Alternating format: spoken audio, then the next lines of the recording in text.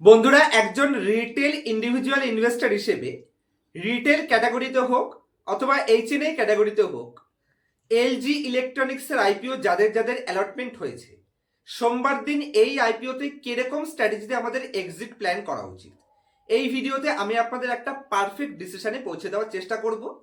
কারণ স্পেসিফিকলি এই কোম্পানিটা আজ অব্দি ইন্ডিয়ান স্টক মার্কেটে যত কোম্পানি তার আইপিও ওপেন করেছে, তার ইস্যু সাইজ ওভার সাবস্ক্রিপশনের দিক থেকে সমস্ত রেকর্ডকে ব্রেক করেছে। যে কারণে এই আইপিওটায় রিটেল ইনভেস্টর কনফিউজড রয়েছে যে এখানে কিরকম স্ট্র্যাটেজি আমাদের প্লে করা উচিত, অথবা ফ্রেশ এন্ট্রি লিস্টিংয়ের পরে কোম্পানিতে নেওয়া যায় কিনা। তো সেই সমস্ত পয়েন্টস লজিক সমেত ডিসকাস করার আগেই বলে দিচ্ছি, এখানে আমার কেন মনে হচ্ছে যে কিরকম ডিসিশন নেওয়া উচিত, আমি আমার পার্সোনাল ওপিনিয়নটা জাস্ট আপনাদেরকে এক্সপিরিয়েন্সের জন্য শেয়ার করার চেষ্টা করব। এটাকে কোনো ধরনের বাই অথবা সেল রিকমেন্ডেশন হিসেবে কিন্তু আপনারা নেবেন না। তো সবার আগে বলি, এই আইপিওটা মার্কেটের সমস্ত রেকর্ড ব্রেক করেছে এবং একই সাথে রিটেল পার্টিসিপেশন মাত্র 3 টাইমস হলেও কিউআইবি পোর্শন কোয়ালিফাইড ইনস্টিটিউশন বায়ার্সরা এই আইপিওটায় 166 গুণ সাবস্ক্রিপশন করেছে। আর বেসিক্যালি দেখা যায় যে সমস্ত আইপিওগুলোতে কিউআইবি পোর্শন বেশি সাবস্ক্রাইব হয় কিন্তু টোটাল আইপিওটা কম সাবস্ক্রাইব হয়, সেই তুলনামূলকভাবে সেই সমস্ত আইপিও লিস্টিংয়ের পরে একটু উপরের দিকে যাওয়ার চান্স থাকে। এই আইপিওটা তো সেম জিনিস।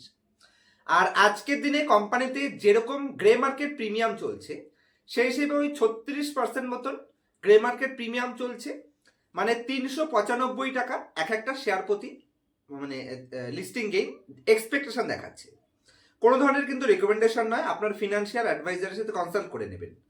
তো সেই হিসেবে আমি বলবো গ্রে মার্কেট প্রিমিয়াম যেরকম সাইন দিচ্ছে, তাতে রিটেল ক্যাটাগরিতে 13খানা লট, মানে 13খানা শেয়ার যদি আপনার অ্যালটমেন্ট হয়ে থাকে, তাতে 5100 থেকে 5500 মতন লিস্টিং গেনের এক্সপেকটেশন রাখা যেতে পারে। আর এইচএনআইতে যদি আপনার অ্যালটমেন্ট হয়ে থাকে, তাহলে 182টা শেয়ার পেয়েছে, সেই হিসেবে 71,890, মানে রিটেল ক্যাটাগরিতে 5000 থেকে 5500, আর এইচএনআই ক্যাটাগরিতে এখানে 70,000 থেকে 75,000 মতন গ্রে মার্কেট প্রিমিয়াম চলছে। তো তার আশেপাশে লিস্টিং গেইন হওয়ার চান্স রয়েছে। আর যেহেতু QIP portion over subscription bumper লেভেলে হয়েছে 166 গুণ, সে কারণে আমার মনে হয় মানে লিস্টিংয়ের পরে যদি 35-40% লিস্টিং গেইন হয়, তাহলে এটা আরো উপরের দিকে টেনে নিয়ে যাওয়ার চেষ্টা করবে অন্তত পক্ষে, কারণ সেই হিসেবে ডিমান্ড এবং সাপ্লাই জোন বলছে। তো আমি কি ডিসিশন নিতে পারি? যদিও আমি 6টা থেকে অ্যাপ্লাই করেছিলাম, আমি একটাও পাইনি। আমার মনে হয় রিটেলে অ্যাপ্লাই করলে বেটার হতো, তাহলে হয়তো পেতাম। চেন্নাইতে করেছি তো পাইনি। তো আমি বলবো, যারা একদম সেফ ইনভেস্টর, যারা কোনো রিস্কের মধ্যে যেতে চায় না, তাদের জন্য আপনারা পুরোটাই এক্সিটের ডিসিশন নিতে পারেন। আর যারা একটু রিস্কি ইনভেস্টর, তাদের জন্য এটা পারফেক্ট হতে পারে যে আপনার অরিজিনাল ক্যাপিটালটা উঠিয়ে নিয়ে ফ্রি ক্যাপিটালটাকে ছেড়ে দিতে পারে। আর যারা একটু রিস্কি ইনভেস্টর, তাদের জন্য তো বলবো যে তারা পুরোটাই ছেড়ে দিতে পারেন, দেখা যাক ভবিষ্যতে কতদূর যায়। কারণ কোম্পানির বিজনেস মডেল সুপার গ্রেট।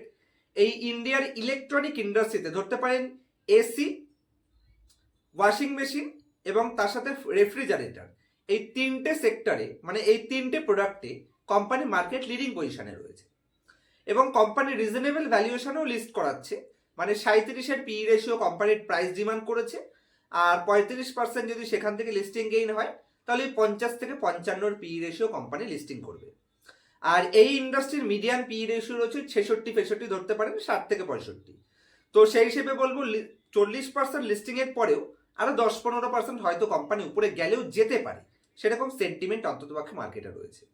আর বিশেষত কালকে ইউএস মার্কেটে একটা ভালো পরিমাণ ডাউন ট্রেন্ডের পরেও আজকে 11 তারিখে, কারণ মানে কালকে কোম্পানির জিএমপি যা ছিল সেখান থেকেও ইনক্রিজ দেখা গেছে, যেটা এই কোম্পানিকে আরো বেশি পজিটিভ সাইন প্রোভাইড করে। কারণ গ্লোবাল মার্কেটের নেগেটিভ সেন্টিমেন্টের পরেও এই কোম্পানি আরো বেশি প্রিমিয়াম ডিমান্ড করছে, যেটা তো আরো পজিটিভ সাইন। তো সেই হিসেবে বলবো একদম সেফ ইনভেস্টর তো পুরোটা এক্সিট করে দিন। একটু রিস্কি ইনভেস্টর তো অরিজিনালটা তুলে নিয়ে ফ্রি ক্যাপিটালটা ছাড়তে পারেন। আর যারা একদম সুপার রিস্কি ইনভেস্টর, তারা এখানে ছাড়তে পারেন।